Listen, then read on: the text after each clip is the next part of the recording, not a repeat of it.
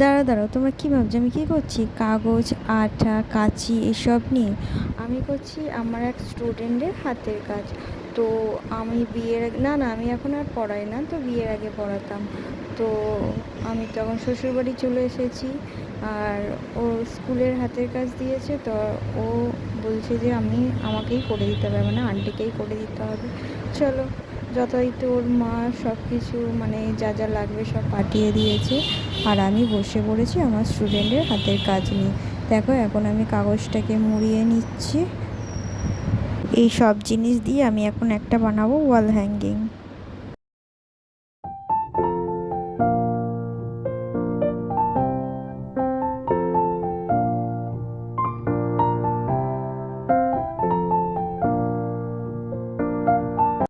এই দেখো, আমার হাতের কাজটা কমপ্লিট হয়ে গেছে। কেমন হয়েছে?